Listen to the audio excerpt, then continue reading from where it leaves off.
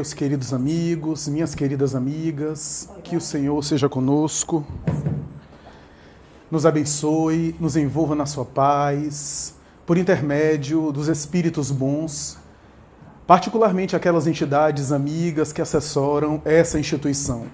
Para mim é uma grata satisfação estar aqui, e quando a nossa Iracema me anunciou dessa forma, eu fiquei até com receio em relação à frustração e à decepção. 4 anos para ver isso, mas enfim, eu vou tentar fazer o máximo, porque é melhor não esperar tanta coisa, que aí, poxa, eu não esperava tanto, do que, pô, eu esperava tanto e não foi tudo isso. Mas é óbvio que as minhas referências que eu tenho ouvido sobre essa casa sempre são as melhores possíveis. Sempre tive interesse de estar aqui e a dificuldade, na verdade, de agendamento e de conseguir compatibilizar um dia, um horário, foi mais em função da agenda mesmo do que necessariamente outro tipo de impedimento. Me coloco à disposição e, é claro, se houver espaço, Iracema, já me coloco a serviço e à disposição de você e dos companheiros da casa para regressar, para retornar e para poder, ainda que de forma descolorida, oferecer alguma contribuição em torno das claridades abençoadas da doutrina espírita.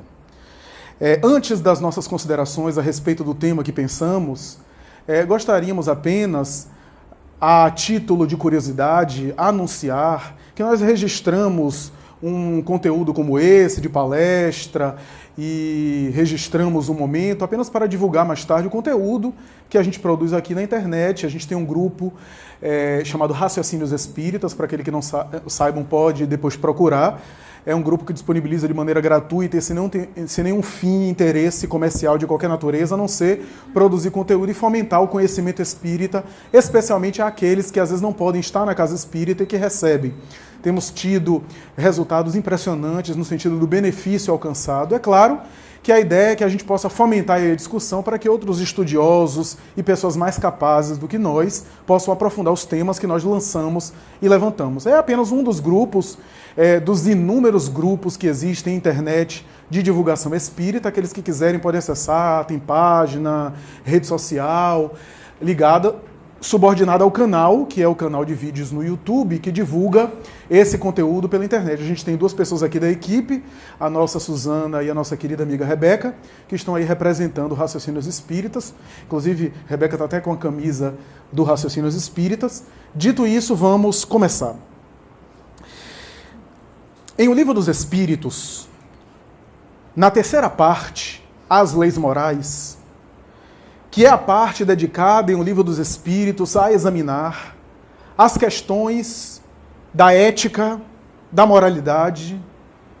Digamos assim, é a parte do Livro dos Espíritos que se conecta à aplicabilidade prática no nosso cotidiano das grandes verdades da filosofia espírita.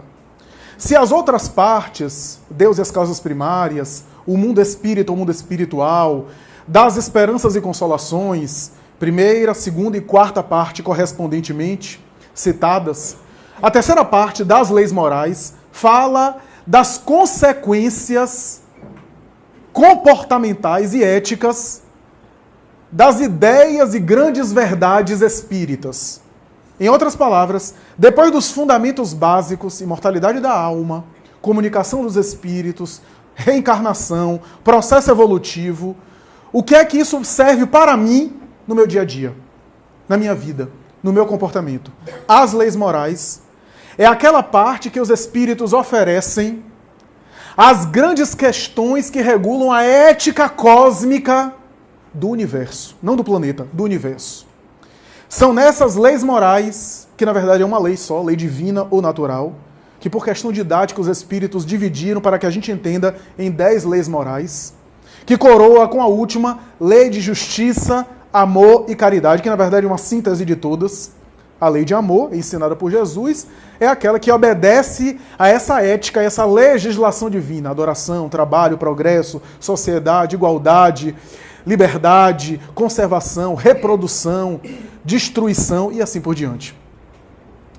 Mas no último capítulo da terceira parte do Livro dos Espíritos, depois de examinar todas as leis morais, Allan Kardec coloca um capítulo com um título curioso, com uma terminologia curiosa e que mais tarde resultaria em um outro capítulo na obra O Evangelho segundo o Espiritismo.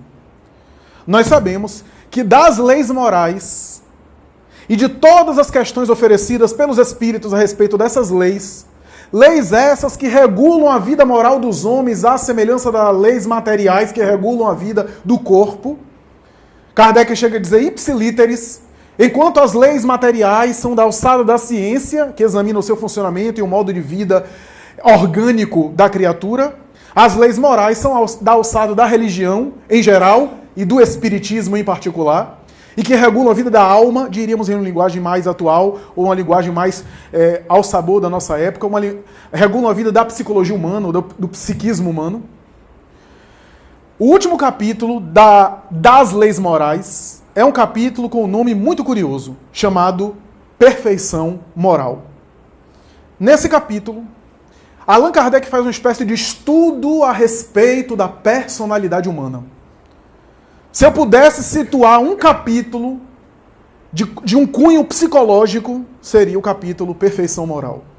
Porque no capítulo Perfeição Moral, numa linguagem fácil, acessível, clara, objetiva, Allan Kardec toca em grandes questões do comportamento e da psicologia humana.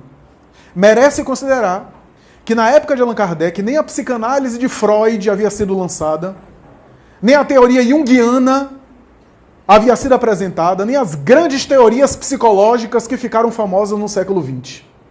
A ideia do inconsciente freudiano nem existia.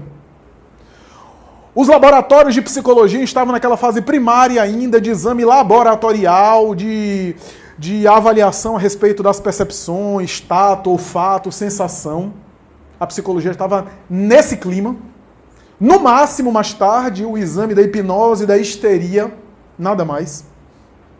E Allan Kardec antecipa grandes conhecimentos da psicologia humana, com um jargão que não era técnico, com um linguajar que não era rebuscado, com expressões que são populares, fáceis de serem assimiladas, o que não significa dizer que seja uma linguagem vulgar, mas é uma linguagem direta, clara, objetiva, sem que a gente precise dominar algum tipo de conhecimento técnico sobre o assunto, para que a gente entenda aquilo que os espíritos e o próprio codificador apresenta nesse capítulo memorável. O capítulo Perfeição Moral é uma espécie de síntese de todas as leis morais. Todas as leis morais resultam mais tarde nesse capítulo, que é como se reunisse ali aquilo que toca mais diretamente o cotidiano das criaturas e como eu posso viver essa lei divina, como eu posso viver essas leis morais no meu dia a dia, na minha vida cotidiana. Esse é o objetivo, o propósito do capítulo Perfeição Moral. O capítulo Perfeição Moral, portanto, fala dessa aplicabilidade prática. Por isso que das leis morais, mais tarde geraria o Evangelho segundo o Espiritismo. Porque, segundo os Espíritos, a moral apresentada por Jesus, ou a ética apresentada por Jesus, é aquela que é mais compatível com a lei divina ou natural, com as leis morais. Em outras palavras, a mensagem de Jesus é o reflexo perfeito da lei divina. Em palavras mais simples ainda, o discurso ou a mensagem de Jesus é a lei divina colocada em palavras humanas para que a gente possa entender. É a legislação divina transformada em palavras humanas. Por isso os Espíritos disseram, se outros missionários, ao virem na Terra, apresentaram parcelas dessa lei, Jesus foi aquele que apresentou a lei completa. Porque não apenas o seu discurso estava alinhado com a lei divina, mas ele próprio, com a sua conduta, era a representação da lei divina. E no capítulo Perfeição Moral, Allan Kardec estuda a psicologia humana. Um dos itens mais importantes desse capítulo é quando ele diz que no homem aqui ser humano, homem e mulher, existem duas naturezas. A natureza material, que ele chama natureza animal, e a natureza espiritual. Diz Allan Kardec que com a natureza animal, o ser humano participa da vida dos animais igual a dos animais. Porque o corpo tem os seus impulsos.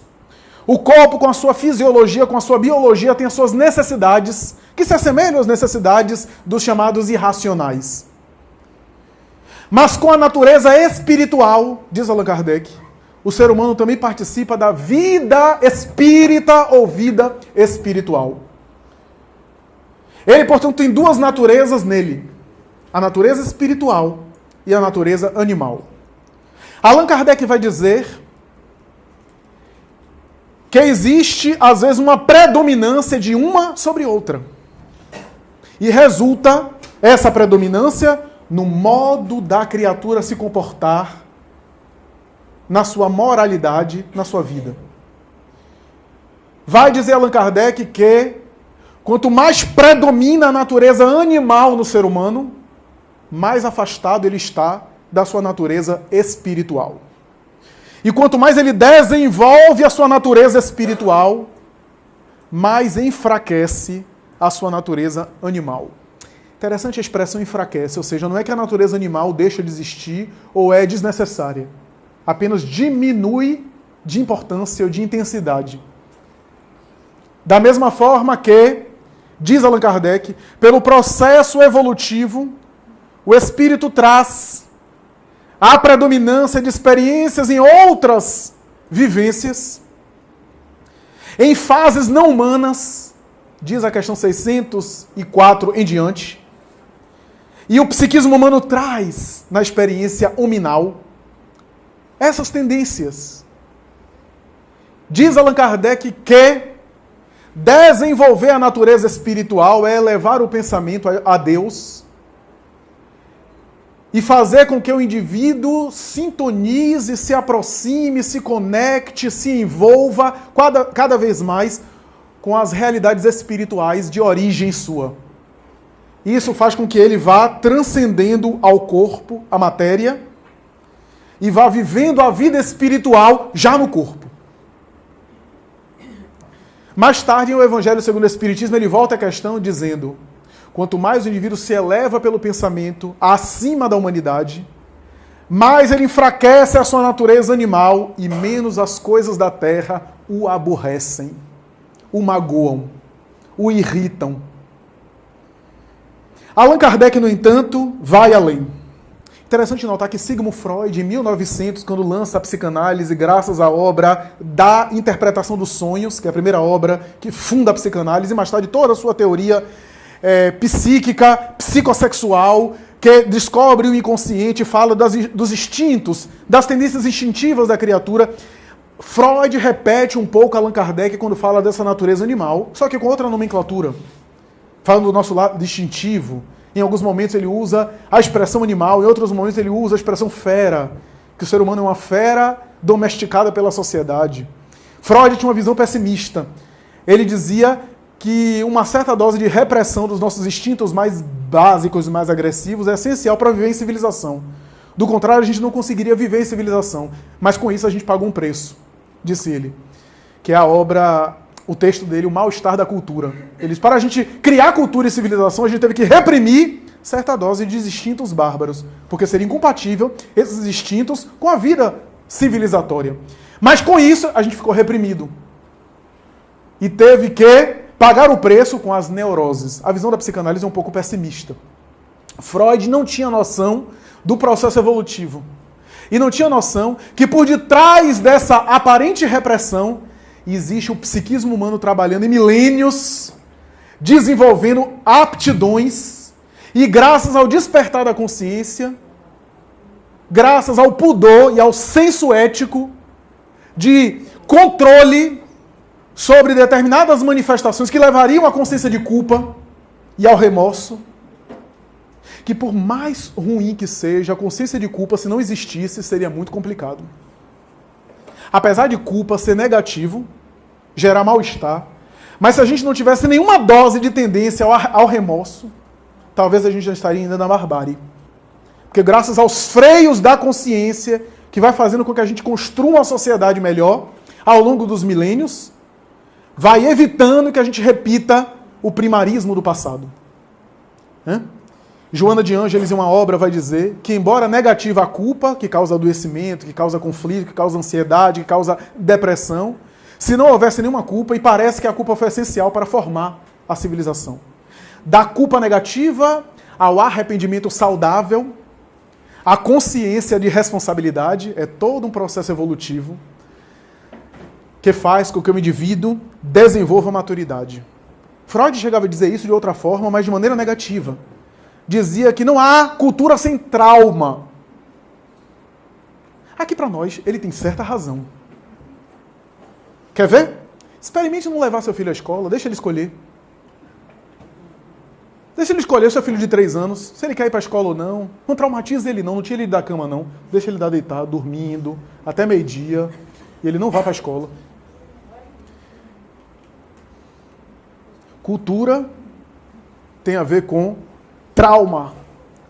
E a gente hoje quer produzir cultura sem traumatizar. Traumatizar no bom sentido. Não estou fazendo apologia aqui das surras do passado, da agressividade com a criança, não é isso. Mas é porque estudar dá trabalho. Desenvolver qualquer valor cultural ou moral é esforço. Não é só a criança que acha chato estudar. Muita coisa que a gente estuda, a gente não é sempre prazeroso. Vou conjugar aqui os verbos da língua francesa, neolatinos, a conjugação dos verbos irregulares. Que maravilha, que saboroso. Só diazepam na veia. Não, tem coisas que são desagradáveis, que são desagradáveis. Claro que tem temas que a gente se interessa, que a gente se sente atraído pelos temas, e outros não, mas é necessária aquela aquisição daquele conhecimento.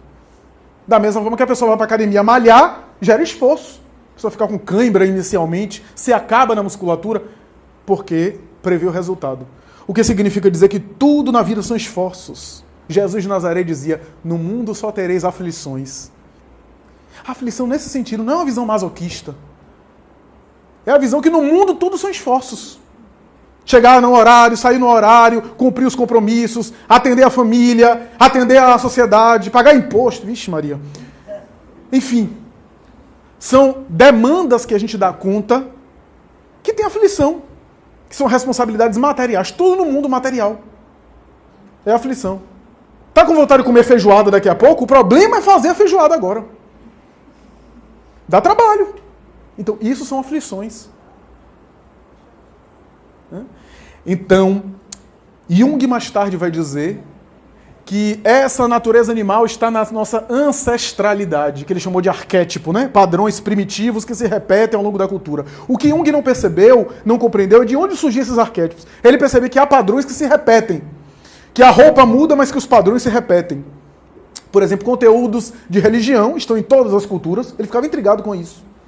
Conteúdos, determinados conteúdos que parece que estão presentes em todas as culturas. A noção do belo, a noção do divino, a noção do bem e do mal, a noção da moralidade, né? A noção do masculino e do feminino, a noção do mal, da sombra, né? Que ele colocou no mito da caverna de Platão, a ideia do sombrio, da escuridão, e assim por diante. Então ele estabeleceu no arquétipo, que significa marcas universais, ou marcas ancestrais, como sendo essa ancestralidade. Ele não sabia de onde é que surgia. À luz do pensamento espírita, são os próprios seres espirituais que são herdeiros de si mesmos e que retornam à Terra sucessivamente trazendo as suas heranças do passado, aprimorando lentamente, mas trazendo alguns padrões muito fortes. Ainda que a gente veja, por exemplo, um padrão familiar. O avô era assim, o pai foi assim, o filho também foi assim. E a gente fica pensando, meu Deus. Mas à luz do pensamento espírita, que grupo de espíritos é aquele que reencarna com o mesmo padrão e que talvez está há séculos com aquele mesmo padrão de comportamento. Na visão espírita, nós abrangemos ainda mais. Mas Allan Kardec vai além no capítulo Perfeição Moral, quando ele vai dizer que o indivíduo lentamente desenvolvendo a sua natureza espiritual desabrocha o progresso intelectual. Está lá na lei de progresso. E ele vai dizer que o progresso intelectual antecede o progresso moral, mas o progresso moral não acompanha imediatamente o progresso intelectual. Quando Kardec fala em progresso intelectual, não é cultura acadêmica livresca, não. É discernimento. Ou seja, eu preciso discernir e despertar para depois fazer. para depois vivenciar. Agora, o fato de eu já saber, muitos de nós estamos assim, o fato de eu já saber, de eu já discernir a respeito do bem e do mal, não quer dizer que eu já esteja praticando aquilo, que é o conflito de muitos de nós. Eu já sei o que é certo e errado, mas nem sempre consigo praticar. Nem sempre consigo viver. Por quê? Porque racionalmente eu já sei, mas eu não consegui converter esse raciocínio em sentimento. E nós somos avaliados pelo tônus do nosso sentimento, que é o nosso padrão emocional. Nosso padrão daquilo que a gente sente. E aquilo que a gente sente é o nível onde a gente está. Não é que a natureza animal é ruim. Foi necessário em determinadas experiências e em algumas faixas dos irracionais, é essencial para manter a espécie. Mas da mesma forma que na criança tem alguns comportamentos que são supernaturais, se o adulto continuar se comportando como se comportava quando criança, já fica inadequado. É a mesma coisa, o espírito tem uma infância. Passou por uma infância, por um estágio primário. Há condutas da infância do espírito que já não são compatíveis em uma maturidade do espírito. Então nós despertamos para o discernimento ético, mas dentro de nós existe uma tendência à natureza animal. À predominância do nosso passado. Como dizia Chico Xavier, nós temos séculos de escuridão e alguns minutos de luz. É claro que a luz vai apagando a treva. A treva não apaga a escuridão. Mas ainda assim, poucos minutos, há uma predominância ainda da treva. Então, essa questão nos leva a essa ambivalência psicológica que muitos de nós vivemos. O apóstolo Paulo costumava dizer, na Epístola aos Romanos, o bem que eu quero fazer, eu não faço. Mas o mal que eu não quero é que eu faço. Ou seja, é o discernimento do despertamento para as coisas, para o bem e para o ético, mas às vezes reincidia no hábito forte, arraigado, que ainda estava predominando sobre o seu comportamento. Mas ele insistiu tanto que no final da vida ele exclama, já não sou eu quem vive, é o Cristo quem vive em mim. Ou conforme está em Gálatas, de agora em diante ninguém vai me perturbar, porque eu já trago no corpo as marcas do Cristo. Então, essa ambivalência psicológica de saber uma coisa e nem sempre viver de acordo com aquilo que a gente sabe, já é sintoma de evolução. Porque gera conflito. E o conflito, embora negativo, já é sintoma de certo amadurecimento. Vocês já viram o homem das cavernas sofrer dilema ético? Homem de Neandertal, Pithecanthropus erectus, sofrer drama de consciência? Não tem, porque tem outro estágio. Então, se você está sofrendo drama de consciência, já é sintoma de crescimento. Não é o ideal, claro, está sofrendo. Mas já é um sintoma de que há alguma sensibilidade entre o saber e o praticar. Então, o discernimento é importante, mas não é suficiente para a gente viver aquilo que a gente sabe. É necessário implementar. É necessário conhecer o padrão do nosso comportamento para que a gente possa viabilizá-lo, para que a gente possa concretizá-lo em nosso dia a dia. Allan Kardec, mais tarde, no mesmo capítulo referido, vai entreter considerações sobre o egoísmo e o orgulho, recebendo dos espíritos, a partir do item 917, as colocações a respeito do egoísmo, que é o grande câncer moral da sociedade. Eu tenho falado isso em palestras recentes, que o egoísmo, como grande chaga da sociedade, está lá no Livro dos Espíritos, normalmente é compreendido por nós de uma maneira superficial.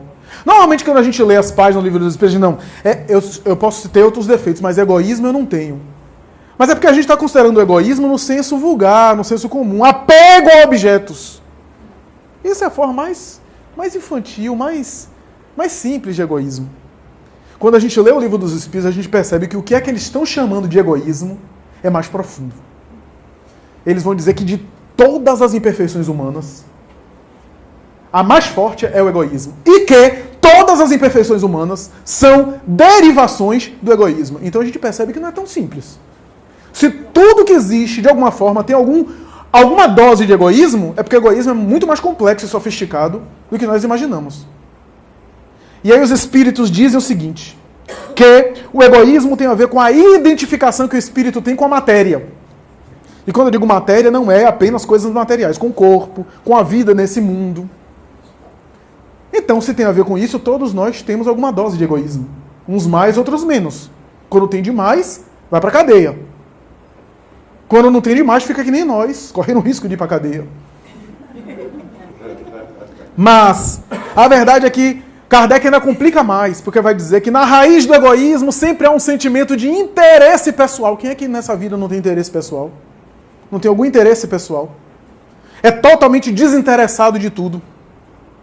Então vocês vejam, e aí Fénelon vai dizer, de todas as imperfeições, o egoísmo é mais difícil de se desenraizar.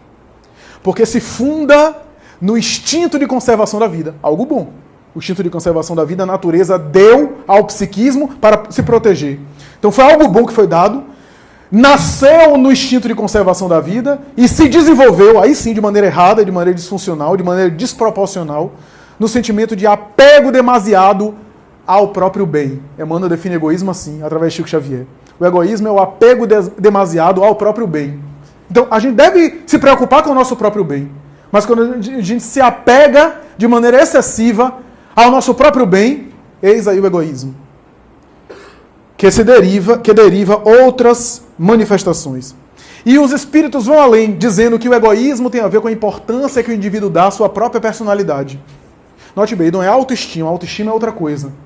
A importância que o indivíduo dá à própria personalidade é a importância ao seu ego, à sua aparência, à imagem que produz, àquilo que exibe.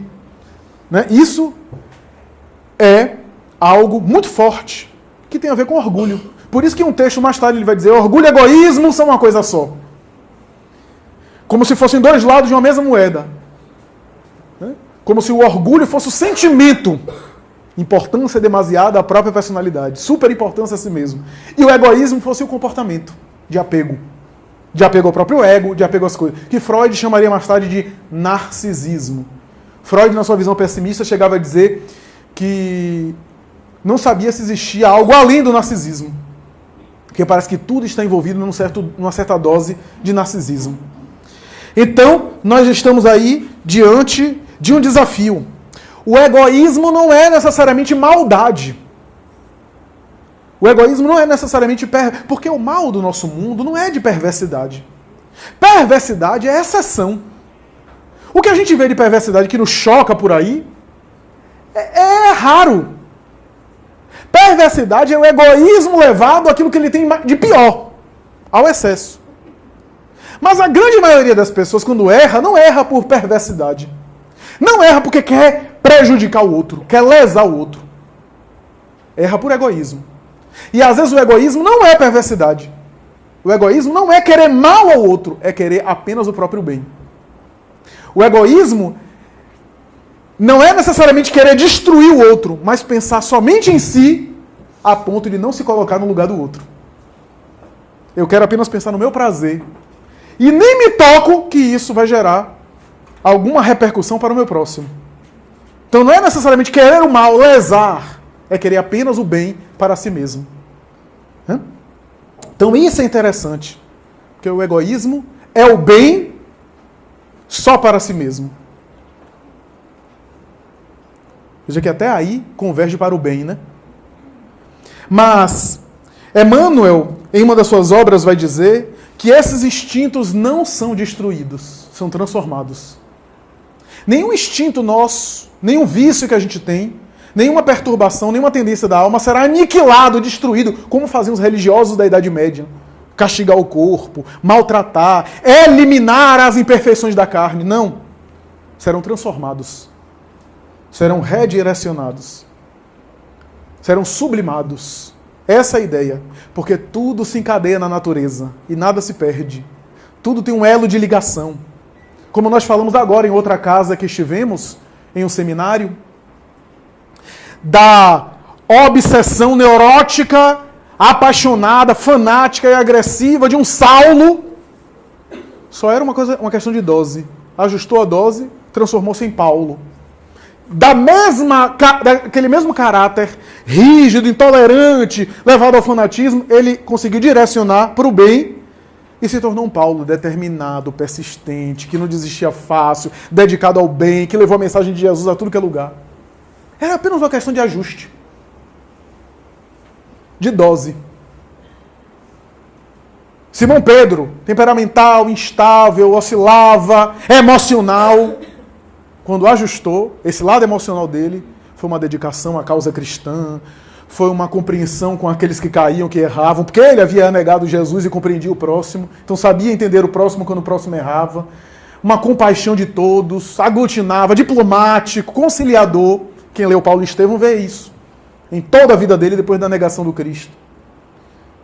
Maria Madalena, viciada nos equívocos do amor, como diz Emmanuel, nos excessos da sensualidade, transformou numa dedicação e fraternidade ao seu próximo, a ponto de ser considerada por Emmanuel como o maior símbolo de transformação do Evangelho. E olha que Emmanuel sempre foi fã de Paulo, né? Mas ele diz que ninguém como Maria Madalena. Porque Paulo estava correto com a legislação da época. E a legislação da época dizia, quem estiver contra Moisés, apedreja até a morte. Foi isso que ele fez com Estevão e com outros. Apedrejou e matou e perseguiu. Mas ela era execrada por tudo e por todos. E é muito difícil sair quando a própria sociedade empurra você para lá. É muito difícil superar um vício depois que você se acostumou toda uma vida assim. E você conseguir transformar-se. Por isso, diz Emmanuel, é por essa razão que Jesus apareceu primeiro a ela após a ressurreição. Não apareceu a sua mãe, Maria Santíssima. Não apareceu a Pedro, o líder do grupo. Não apareceu a João Evangelista, o discípulo amado. Ela foi a mensageira da ressurreição.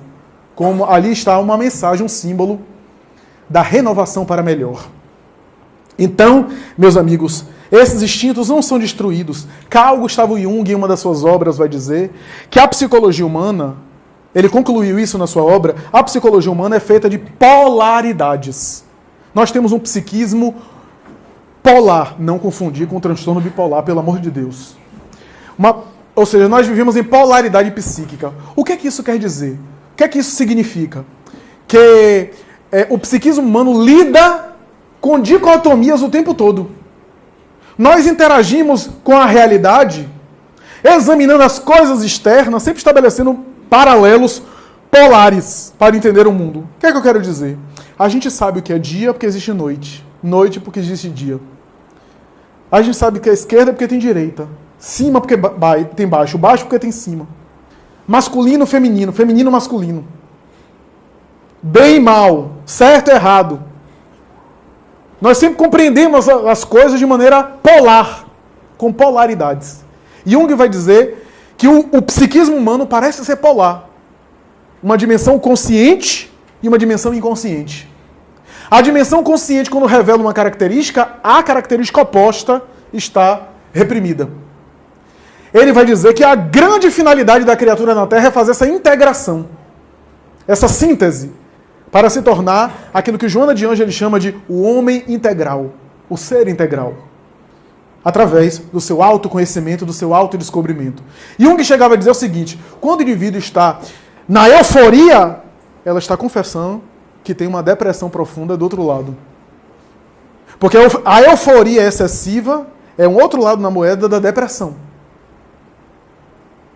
O indivíduo excessivamente puritano, que fica dando lição de moral nos outros, está escondendo o lado depravado, inconsciente. E assim por diante. Essas polaridades. A gente viu exemplos disso ao longo dos tempos, né? Personalidades públicas que davam lições de moral e foram pegos em situações dantescas. Algumas que elas condenavam. Emmanuel tem uma mensagem que vai dizer isso. Toda pessoa que condena demasiadamente os erros do próximo, inevitavelmente cai nos mesmos erros que critica. Porque aquilo é uma confissão inconsciente. Então a síntese é esse autoconhecimento. Essa integração entre consciente e inconsciente. Essa perfeita sintonia entre aquilo que eu sou internamente e aquilo que é externo, aquilo que eu apresento, aquilo que eu irradio. Essa é o desafio. Essa é a realidade. Então, do medo excessivo, eu não vou para a coragem temerária, porque é o outro oposto, mas eu vou para uma prudência corajosa. Porque do medo, que é uma emoção básica, é a mesma moeda do outro lado que gera agressividade. Já notaram? Toda pessoa agressiva é uma pessoa medrosa.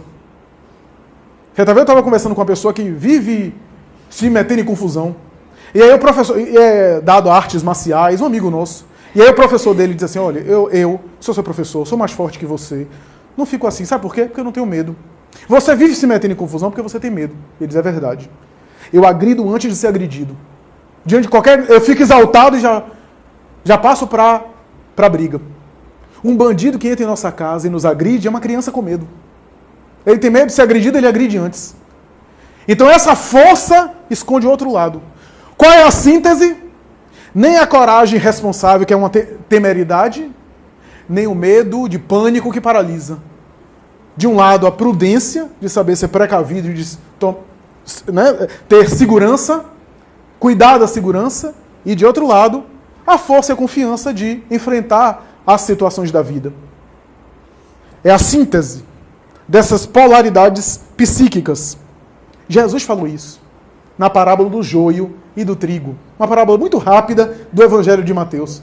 Quando ele diz que o joio e o trigo foram plantados no campo, o Senhor viu, e aí um dos servos disse, Senhor, eu que administro a sua terra, as parábolas de Jesus têm muito a ver com agricultura, né? Tem muitas sobre agricultura. Eu que administro a vossa terra, hei de arrancar o joio do trigo. E o Senhor diz, não arranquei.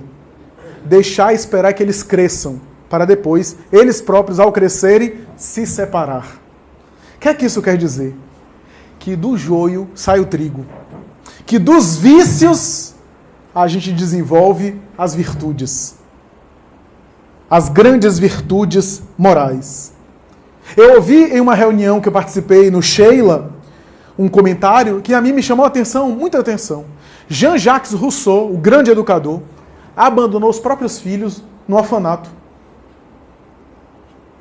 E depois se tornou o educador que foi. Eu não tenho como confirmar isso, porque eu não sei da biografia dele, nem sei se existe isso na biografia dele. Mas eu fico pensando que talvez a dor do remorso de ter abandonado os próprios filhos no orfanato fez ele se transformar num homem genial que foi e que contribuiu tanto com as crianças, com a escolarização, com a educação. Às vezes, um grande drama do espírito, até um equívoco, ajuda o espírito a crescer e a se transformar. Porque a questão não é errar. Se diz muito, né? A gente aprende com erro. Não, a gente não aprende com erro. A gente aprende quando a gente sabe lidar com os erros. Se a gente sabe aprender com os erros e corrigi-los. A gente aprende corrigindo os erros. Como diz o filósofo Mário Sérgio Cortella. Então, esses padrões internos. Aí que a coisa complica quando a gente examina o espiritismo. Que são padrões que não são de agora só. A gente não sabe o que foi, via de regra, o bloqueio do passado, o que é muito bom. Porque, meus amigos, antes eu achava que o esquecimento do passado era apenas uma anestesia. Né? Uma anestesia. Mas não é só uma anestesia, é uma espécie de alvará de liberdade. Por quê? Porque, quando a gente tem uma vida que a gente já cometeu alguns erros na encarnação, às vezes a gente não consegue desapegar totalmente do passado. Agora imaginemos se a gente tivesse 800 anos lembrando desse filme longa-metragem na cabeça.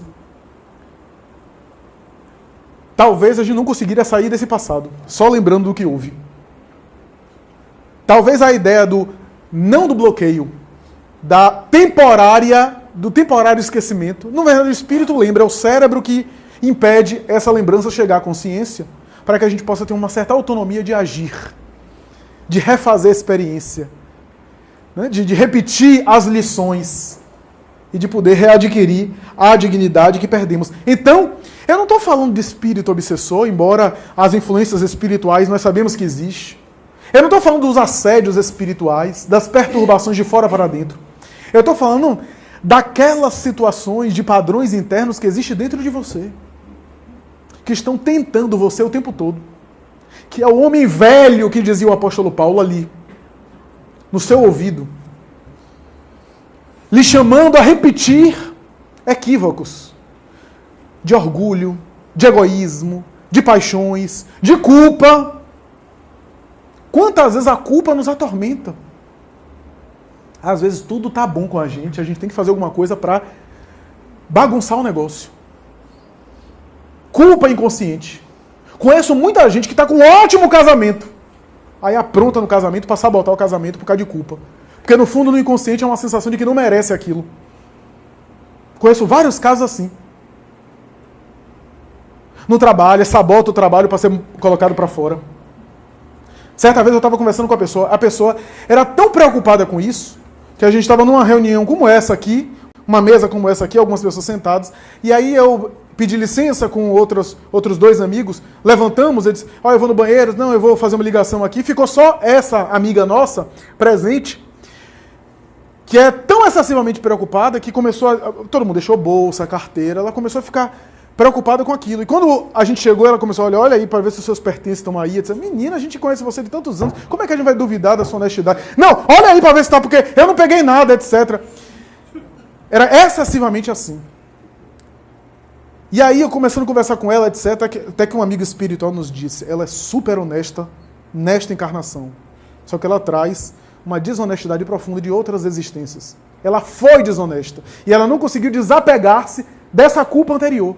Então o tempo todo ela acha, como não foi pega pela justiça humana na época, ela acha o tempo todo que vai ser pega agora. A consciência de culpa. Que nós trazemos de experiências passadas. O auto-amor, a autoestima é o fruto, o produto desse trabalho de se autoconhecer. De saber como se é, como se age, quais são os meus maiores desafios, sem se atormentar, sem se criticar. Apenas se descobrir como se é. Com os equívocos, com os acertos, se predispondo a ser cada vez melhor. Essa é a ideia. Ninguém se torna angelical de um dia para a noite. O processo de crescimento, e qualquer tipo de crescimento, é melhor do que nada. Quem tem filho pequeno sabe, alguém vai ficar olhando o filho no jardim de infância, eu sei lá que é, hoje nem sei, é grupo 1, grupo não sei quanto, ficar olhando e ficar dando risada porque o filho está brincando de uma forma que acho que em nossa mentalidade é banal. Eu acho que é a mesma coisa que os bons espíritos fazem conosco. Nenhum espírito bom superior fica rindo de nós, porque a gente está na nossa reforma moral meio infantil, meio ainda claudicando, batendo cabeça para acertar, porque eles já passaram por aquilo que a gente está passando. Eles também já pisaram nos passos onde os nossos pés hoje pisam.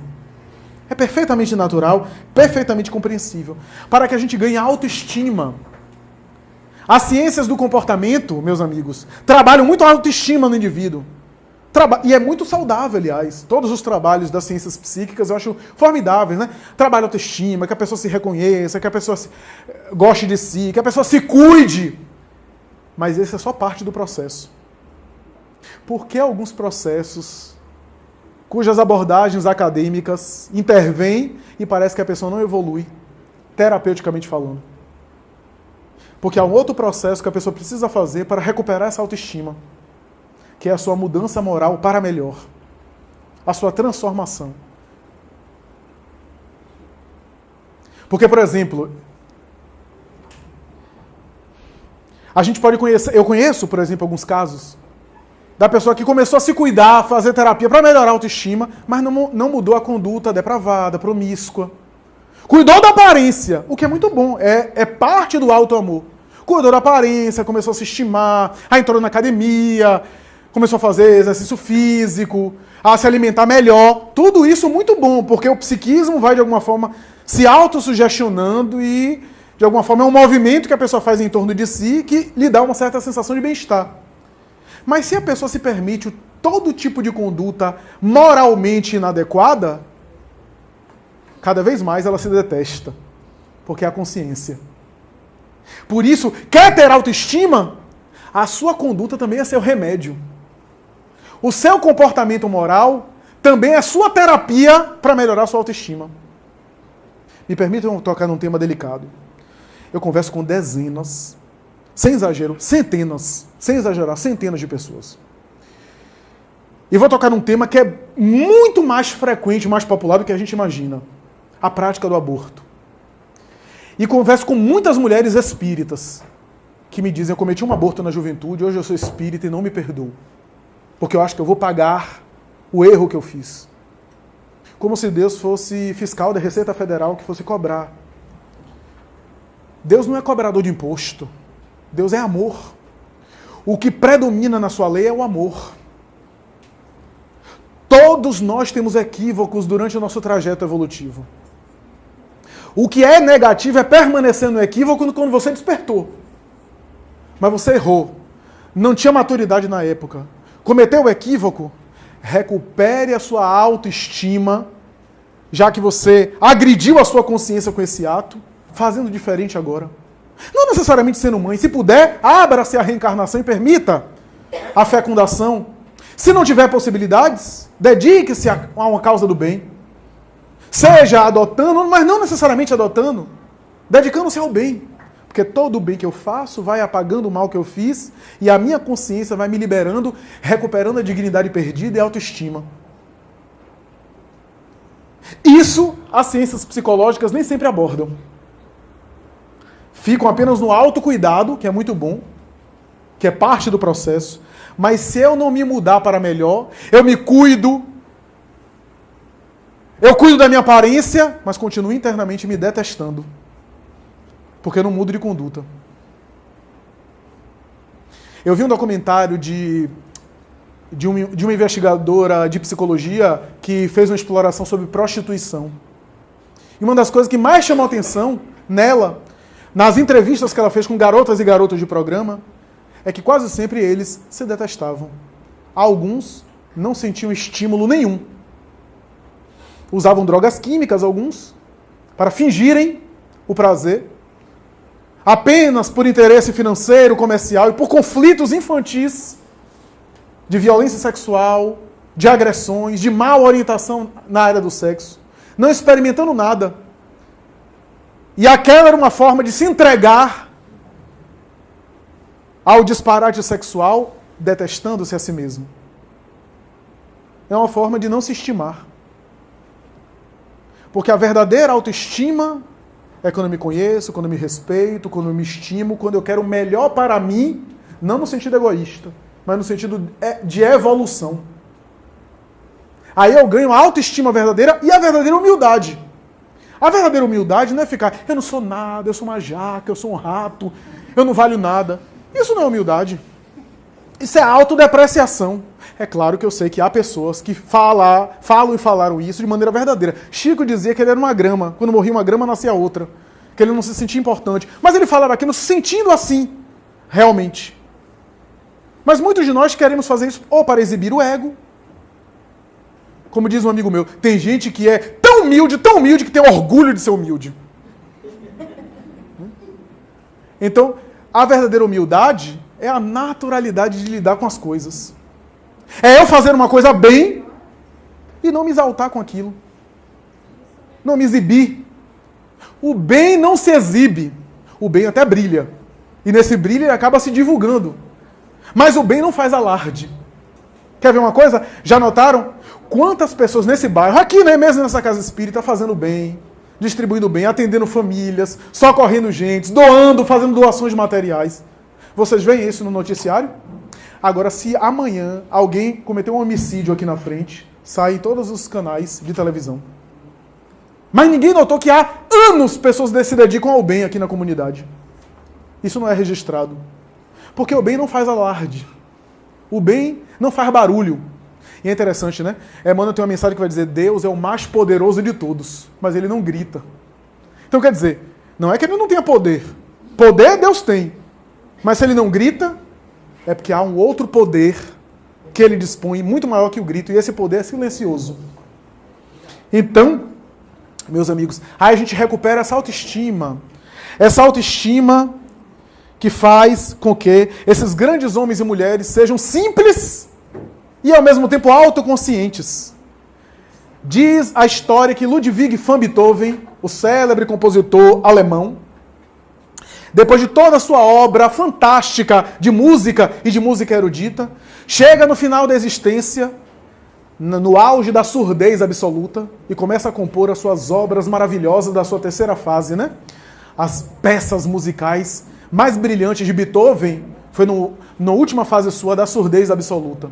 E diz a tradição que um dos seus mecenas chegou a ele e disse assim: mestre, você compõe essas sonatas para piano, esses quartetos de cordas, são tão difíceis que os músicos não conseguem interpretar, não conseguem executar essas peças.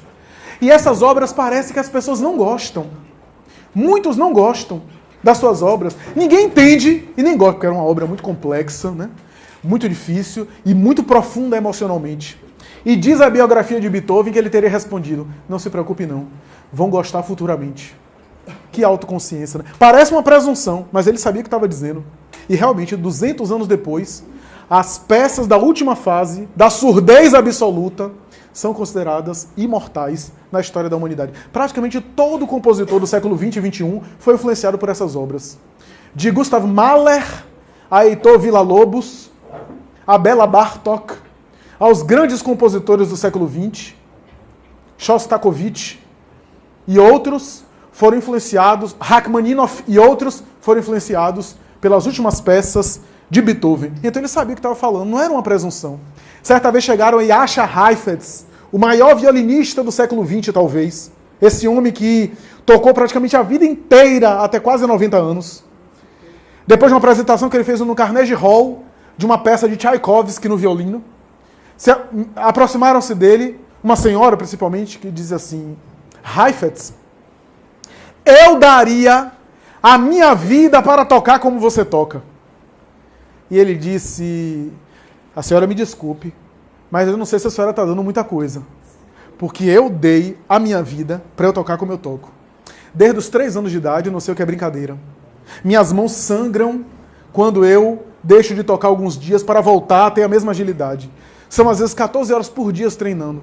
Então a minha vida tem sido esse violino. Eu dou a minha vida para tocar como eu toco. Parece uma arrogância dito assim, mas é verdade, porque o povo quer ser missionário, mas não quer pagar o preço da missão.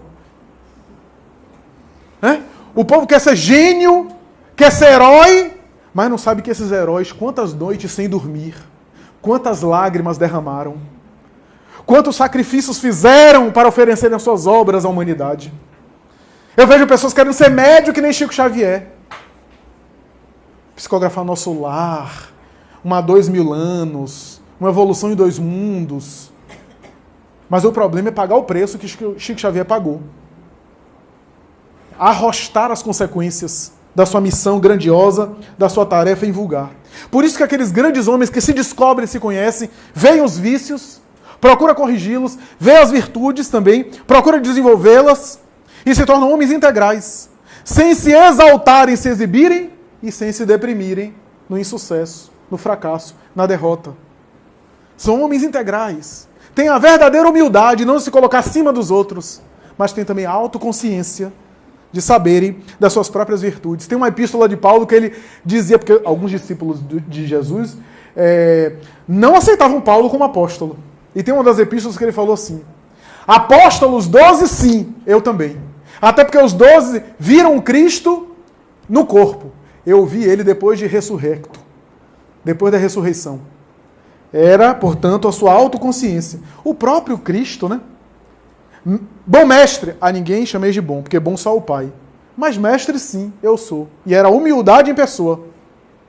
Fez o lava-pés com os apóstolos, se vestiu de escravo, que foi... Mas mestre sim, eu sou. Ele tinha autoconsciência. Como eu comentei em uma outra casa, né? Fariseus chegaram a ele dizendo que ele não era filho de Abraão. Não ser filho de Abraão na cultura hebraica, sabe o que é que significa? Não seguir a lei. E a lei de Moisés remete a Abraão, que é o primeiro patriarca. Né? O grande primeiro patriarca da primeira revelação do monoteísmo. Então quando se dizia, fulano não é filho de Abraão, ou seja, não segue a lei, não segue o Torá. E aí Jesus, sabe o que Jesus responde? Tem uma conversa para gente grande no Evangelho de João. Jesus se volta para um dos fariseus e diz assim: antes que Abraão fosse, eu já era. Quer dizer, é profundo isso, né? À luz do pensamento de Emmanuel, antes que Abraão se tornasse o espírito que foi, ele já era o construtor do planeta Terra e estava por detrás dos processos evolutivos do planeta, já que ele é o governador espiritual do planeta, segundo a mesma entidade. Então, meus amigos, a caridade, As expressões da virtude começam na nossa intimidade, no nosso autoconhecimento. O capítulo Perfeição Moral conclui dessa forma, através do autoconhecimento. Questão 919 seguintes. E mais tarde resultaria no capítulo 17 do Evangelho segundo o Espiritismo, chamado Sede Perfeitos.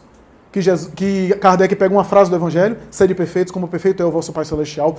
Examina o que é que Jesus queria dizer com essa frase, que não era ser perfeito igual a Deus. Jesus sabia que a criatura não pode ser igual ao Criador.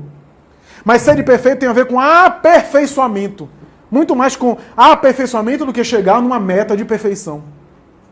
E o capítulo Sede Perfeitos do Evangelho segundo o Espiritismo volta à questão da necessidade do indivíduo se iluminar, se melhorar para irradiar em prol do próximo.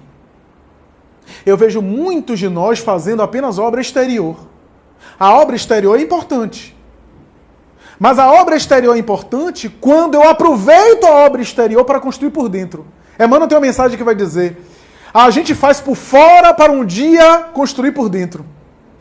As experiências externas são instrumentos da vida para que eu aprenda e construa o reino interno.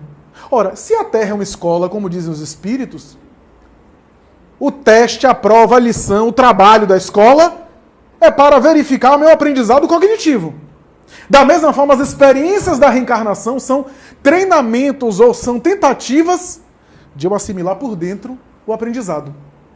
Por isso que os limites que a gente vê externamente são apenas convite da vida para que eu supere meus limites interiores. No momento que eu supero os meus limites interiores, os limites externos deixam de existir por falta de caráter pedagógico, de necessidade de aprendizado. Por isso, é bom doar, é bom construir, é bom oferecer a doação material, se dedicar à obra filantrópica, mas nunca se esquecer da caridade da convivência. Porque a caridade da convivência exige de nós o treinamento e esforço diário do perdão, da tolerância, da compreensão. É fácil eu doar algo material assim, uma hora assim que todo mundo está vendo, né? Todo mundo vai aplaudir, vai fotografar, vai botar no Instagram. Muito bem. Mas o difícil é eu treinar tolerância e compreensão, dedicação e paciência durante anos e anos e anos. Isso que é mais difícil. Esse exercício diário é que nos transforma. Só para concluir, eu me lembro de uma mensagem de Hilário Silva, por Chico Xavier, que ele psicografa em uma das suas obras, muito interessante e até engraçada.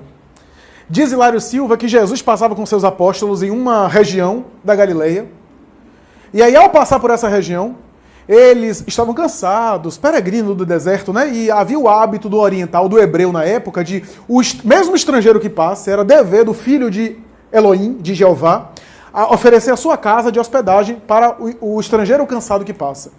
E passaram por uma região e pediram ajuda. E um homem, um dos homens que era residente da casa, quando Jesus pede água apenas, nem queria pedir hospedagem, pede água, o homem trata Jesus muito mal.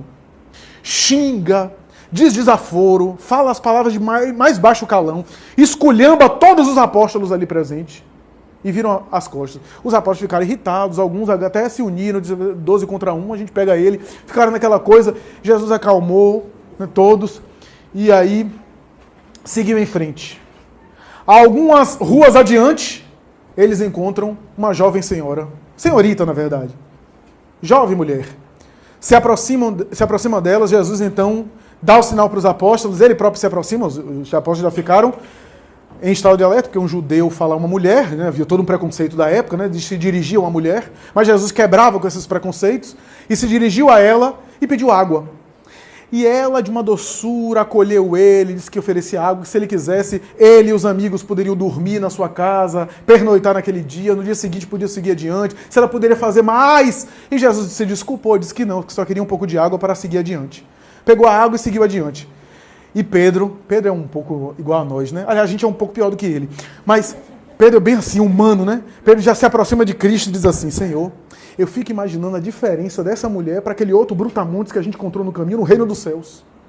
Como vai ser diferente o estado de cada um lá no reino dos céus? Ele e ela. Porque que diferença de tratamento! Hilário Silva acaba a história dizendo assim, que Jesus olha para ele, sorri e diz assim: é porque você não sabe que logo mais, não vai demorar muito, ela vai conhecer o tal Brutamontes. E eles dois vão se casar. E essa vai ser a experiência. Porque quem despertou já para as grandes verdades da vida, deve oferecer àqueles que ainda estão na infância alguma cota de dedicação. Porque aquele que não despertou é beneficiado pela vida e aprende também com a experiência, e aquele que despertou tem a grande oportunidade de colocar em prática no teste das virtudes para consolidá-las para sempre. O que eu quero dizer com isso é que a evolução é feita desses desafios, dessas experiências. A convivência desses dois, por exemplo, como é que vai ser? Ela vai ter desafios e ele também vai ter aborrecimentos, porque ela vai ser tão calma que vai aborrecer, vai irritar ele. Ele vai evoluir e ela também. Eu contei isso numa casa antes daqui. Você é filho, você nunca imagina o que seus pais fizeram por você. Na condição de filho, a gente não sabe, não tem a dimensão do amor paterno e materno, estou dizendo de maneira geral. É claro que há mães e pais que às vezes não exerceram bem a função, mas de maneira geral, mesmo os pais imperfeitos, que erraram, os filhos mais tarde, só mais tarde reconhecem, às vezes só quando se tornam pais e mães. Poxa, agora eu entendo o que os meus pais fizeram por mim, agora que eu estou vendo, vivenciando a função de mãe e de pai. A evolução do espírito é a mesma coisa. Às vezes a gente, em um nível de imaturidade, a gente recebe amor, recebe afeto, recebe ajuda de algum ser que está mais maduro. Nós não temos como retribuir com gratidão, fomos ingratos. Seguimos adiante no processo evolutivo. Aquele ser já não está conosco, porque a vida é assim. Qual é a nossa? Já que a gente não pode retribuir com a gratidão com aquele ser, naquele estágio nosso, a gente retribui o amor com todos que passam, lembrando da experiência e não esperando gratidão. Da mesma forma que nós não fomos gratos um dia para com aqueles que estavam acima, na vanguarda da nossa evolução. A evolução é isso. É essa aprendizagem. Então, meus amigos, a metáfora da história de Hilário Silva fala sobre tudo isso. Porque se ainda assim a gente se sente acabrunhado, se sente inquieto, se sente perturbado por todas essas ocorrências, lembremos do próprio Cristo, o irmão mais velho de todos nós, que nos espera pacientemente durante séculos e séculos e séculos, que já tem todo o know-how, já tem toda a experiência, que olha para nós como crianças espirituais e que nos espera as escolhas que nos levarão ao amadurecimento. Mas ele sabe porque já passou por esse processo. Ele conhece essas vivências evolutivas e por isso que quem mais ama, mais condição tem de dar amor. Como dizia Paulo, eu sou devedor de gregos e troianos. Como ele tinha mais condição, ele se sentia devedor daquele que não tinha luz ainda. Então é mais ou menos essas considerações. Recomendo ler o capítulo Perfeição Moral, terceira parte do Livro dos Espíritos, que resultaria em sede perfeitos, como perfeito é o vosso Pai Celestial, capítulo 17, de O Evangelho segundo o Espiritismo, lembrando o espírito José Silvério Horta, que exclamou através de Chico Xavier a seguinte mensagem: Senhor, louvado seja, Senhor, na glória do lar celeste, pelo bem que nos trouxestes do Evangelho Redentor, na tarefa renovada que o teu olhar nos consente. De espírito reverente, clamamos pelo teu amor. Pobres cegos que fugimos da luz que nos enleva. Nossa oração rompe a treva. Escuta-nos, mestre, e vem. Vem retificar nosso passo na tarefa corrigida. Sustenta a nossa vida na luta do eterno bem. Dá-nos, Jesus, tua bênção. Bênção que conforta e levanta, para que a tua doutrina santa vibra pura e viva em nós. Faz de Jesus de nós todos, na caminhada incessante, a todo momento, a cada instante, possamos ouvir-te a voz. Ampara-nos a esperança, socorre nossa pobreza, liberta nossa alma presa do erro e da imperfeição. Mestre excelso da verdade, em todo momento e a cada parte, ajuda-nos a guardar-te no templo do coração. Muito obrigado.